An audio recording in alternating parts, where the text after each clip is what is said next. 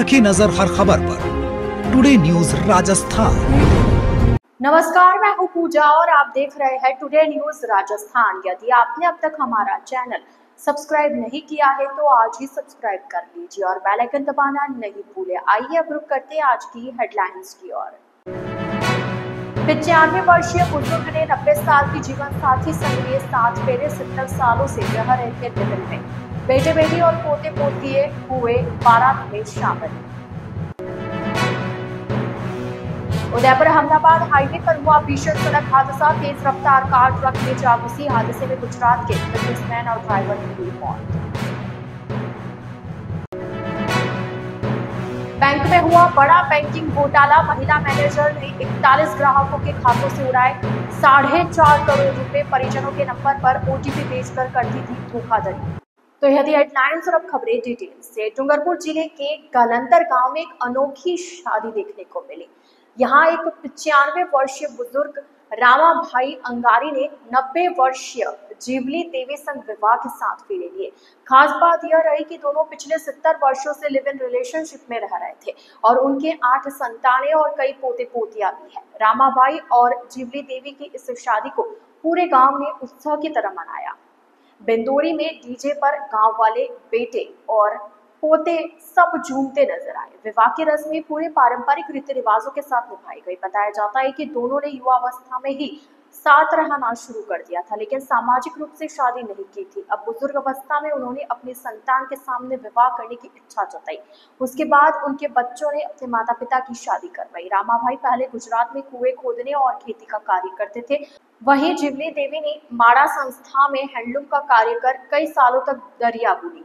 इस बुजुर्ग दंपति की संतान में 4 बेटे और 4 बेटियां हैं, जिनमें से कई सरकारी नौकरी में कार्यरत हैं।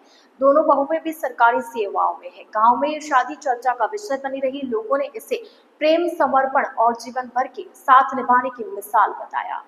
अहमदाबाद नेशनल हाईवे पर गुरुवार सुबह एक दर्दनाक सड़क हादसे में गुजरात के नडियाद निवासी 70 वर्षीय बर्तन व्यापारी ओम प्रकाश मुंदड़ा और उनके ड्राइवर दीपक की मौके पर ही दर्दनाक मौत हो गई। यह हादसा सुबह करीब 5:30 बजे टीडी पारापाल पुलिया के पास हुआ, जब उनकी कार तेज रफ्तार ट्रक के पीछे से जा भिड़ी। कार की टक्कर इतनी जबरदस्त थी कि उसका अगला हिस्सा पूरी तरह चकनाचूर हो गया और दोनों व्यक्तियों की घटनास्थल पर ही मौत हो गई। कार की पिछली सीट पर बैठी ओम प्रकाश मुंदड़ा की पत्नी कैलाश देवी इस भीषण हादसे में घायल हो गई। हालांकि उनकी हालत स्थिर बताई जा रही है।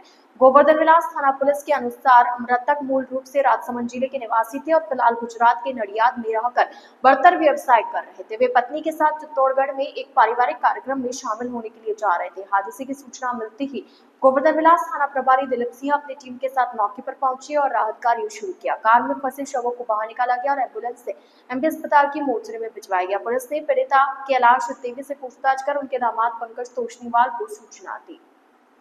पंकज और उनकी बेटी तत्काल मौके पर पहुंचे।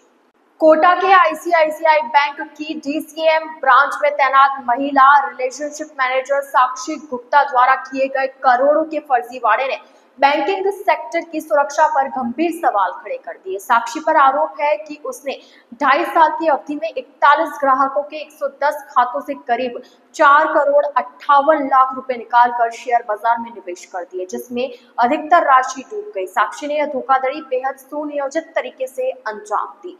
वह ग्राहकों के खाते से पैसे निकालने से पहले उनके मोबाइल नंबर बदल देती थी ताकि ट्रांजैक्शन अलर्ट और ओटीपी उसके अपने परिवार वालों के पास जाए।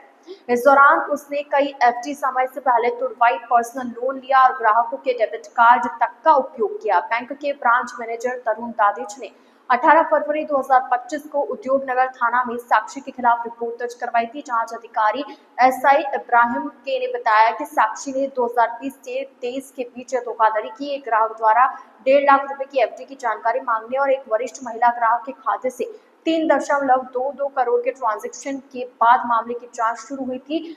जांच में सामने आया कि साक्षी ने एफडी तुड़वाकर 1.34 करोड़ रुपए अनधिकृत खातों में ट्रांसफर किए। इसके अलावा उसने 3.4 लाख रुपए का फर्जी पर्सनल लोन लिया। ग्राहकों के मोबाइल नंबर बदलकर ओटीपी और अलर्ट अपने या परिजनों के मोबाइल नंबर पर रिसीव किए। पुलिस के अनुसार साक्षी बैंक कंप्यूटर सिस्टम से मोबाइल नंबर चेंज फॉर्म भरवाकर उसमें अपने परिवार के नंबर दर्ज करती थी। ग्राहकों को भनक तक नहीं लगती थी कि उनके खातों से पैसे निकल रहे हैं।